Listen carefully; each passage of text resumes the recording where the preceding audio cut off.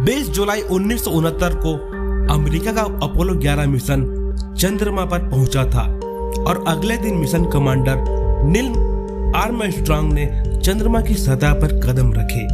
इंसानों की अंतरिक्ष यात्रा का एक और अहम पड़ाव आया करीब 3 साल बाद।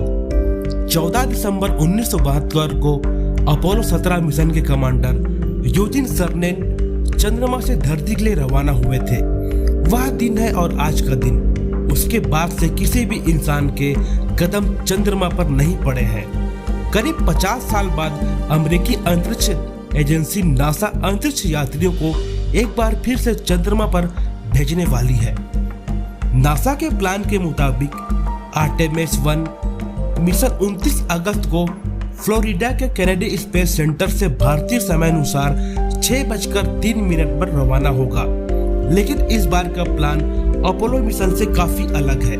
एक तो तकनीकी खासियत के लिहाज से और दूसरे इस अभियान के मकसद के लिहाज से। तो आइए देखते हैं कि यह पूरा मिशन क्या है और नासा इसके जरिए क्या हासिल करना चाहती है। क्या है आर्टेमिस प्रोजेक्ट? नासा 29 अगस्त को जिस आर्टेमिस 1 को रवाना करने वाली है वह एक बड़े प्रोजेक्ट का हिस्सा है।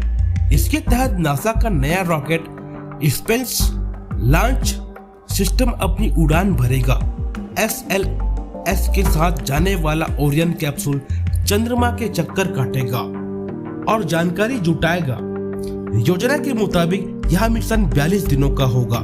29 अगस्त को लॉन्च होने के बाद SLS को 10 अक्टूबर को धरती पर वापस आना है। आर्टेमिस 1 में कोई प्राणी अंतरिक्ष में नहीं जाएगा। यह अनमैन्ड मिशन होगा। ओरियन कैप्सूल में 3 मैनेक्विन होंगे। इनमें रेडिएशन सेंसर लगाए गए हैं। सब कुछ ठीक रहा तो SLS-3 सितंबर को चंद्रमा की कक्षा में पहुंच जाएगा। इस प्रोजेक्ट के तहत आगे चलकर आर्टेमिस 2 और आर्टेमिस 3 मिशन भी भेजे जाएंगे। आर्टेमिस 2 मिशन में क्या होगा? आर्टेमिस 2 अनमैन्ड मिशन नहीं होगा। इसे साल 2024 में रवाना करने की योजना है। इस मिशन में 4 अंतरिक्ष यात्री होंगे।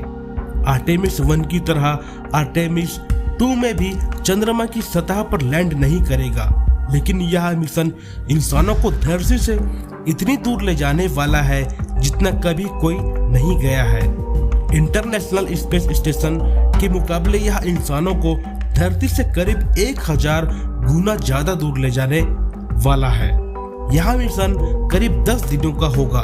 अंतरिक्ष यात्री चंद्रमा के चक्कर लगाएंगे और जरूरी जानकारी जुटाकर धरती पर लौट आएंगे। आर्टेमिस मिशन 3 में क्या खास होगा? आर्टेमिस 2 के बाद रवाना होने वाले आर्टेमिस 3 में अंतरिक्ष यात्री होंगे, लेकिन 1 और 2 के मुकाबले इसमें फर्क यह होगा कि इस मिशन में अंतरिक्ष यात्री चंद्रमा की सतह पर लैंड करेंगे। यानी यह 21वीं सदी में चंद्रमा के लिए पहला मानव मिशन होगा। इसे पहले आखिरी ह्यूमन मिशन 1972 में भेजा गया था। आर्टेमिस 3 मिशन में ओरियन कैप्सूल तो चंद्रमा के ऑर्बिट में ही रहेगा, लेकिन स्टारशिप के जरिए अंतरिक्ष यात्री चंद्रमा की सतह पर उतरेंगे। वे चंद्रमा के दक्षिणी ध्रुव पर लैंड करेंगे। चंद्रमा का वह इलाका इंसानों की नजर से लगभग अछूता रहा है। आर्टेमिस मिशन के तहत 2 अंतरिक्ष यात्री चंद्रमा की सतह पर उतरेंगे। वे वहां करीब 1 हफ्ता रहेंगे।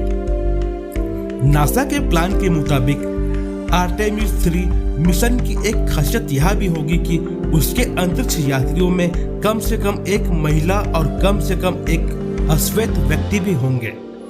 आर्टेमिस 3 मिशन की एक और खासियत स्टारशिप स्पेसक्राफ्ट होगा। इसे इलन मस्क की स्पेस एक्स कंपनी तैयार कर रही है। नासा के आर्टेमिस प्रोग्राम का मकसद क्या है?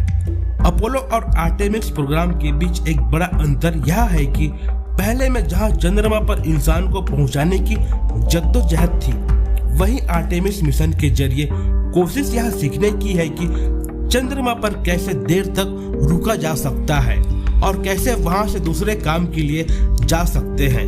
साथ ही साथ नासा का प्लान चंद्रमा को भविष्य में तमाम अंतरिक्ष अभियानों का एक अहम केंद्र बनाने का है। फिलहाल नासा चंद्रमा को मंगल ग्रह से जुड़े अभियान के लिए एक पड़ाव बनाना चाहती है। आर्टेमिस प्रोग्राम के जरिए नासा यह भी चेक करना चाहती है कि चंद्रमा और वाटर आइस के जरिए वहां खाने पीने की चीजें उगाई जा सकती है या नहीं।